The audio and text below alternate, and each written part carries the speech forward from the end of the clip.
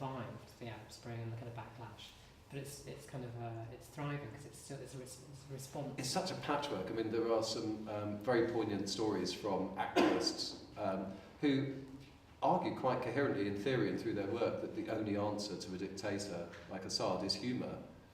And they've just done some of the funniest sort of political jamming. There's this glove puppet show, sort of, it's like The Spitting Image, but it's funnier, I think, called Top Goon. And it's just brilliant. It's made by some of the top creative talent, some of whom are sort of in hiding. And brilliant thing, just protesters turning up on national TV, carrying signs with literally nothing written on them.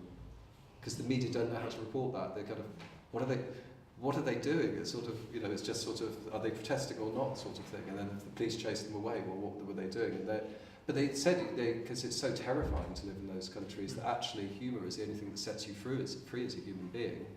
And so the very poignant stories from there and other places, gets, you know, into conversations in Qatar, Dubai, Indonesia. You're talking about stable, happy, integrated countries that just feel like, wow, this is our 1960s, it's all happening. And, you know, and obviously some cases in between. It's quite sad the way, after all the hope that Egypt seemed to have slipped back into would this have been a different book if you were starting now?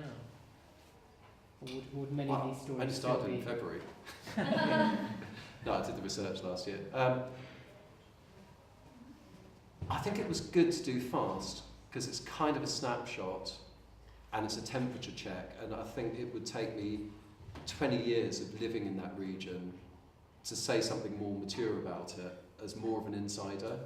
So my ambition, which was a bit over-ambitious, was to be like that journalist from America who got off a plane, picked up 10 examples and wrote an article called Cool Britannia, and just to sort of window dress a load of stuff that was happening, but not to, in a way, not to get too much into the complexity, because there's such differences between, for instance, the Turkish national culture and the Arabic one, even though there were some really big common points and so forth. And if you did this academically, I think you'd never finish it.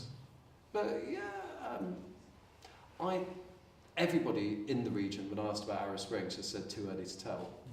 There is something that's starting and emerging, and it has something to do with politics and something to do with the internet and something to do with society and something to do with this polarisation in society where we're sort of becoming more modern and more Muslim at the same time in some of these regions. And we haven't got a clue where it's going. It's sort of unfolding, and it'd be like living in South Africa at the moment of tension and crisis. Maybe we'll lead somewhere really like South Africa, somewhere new.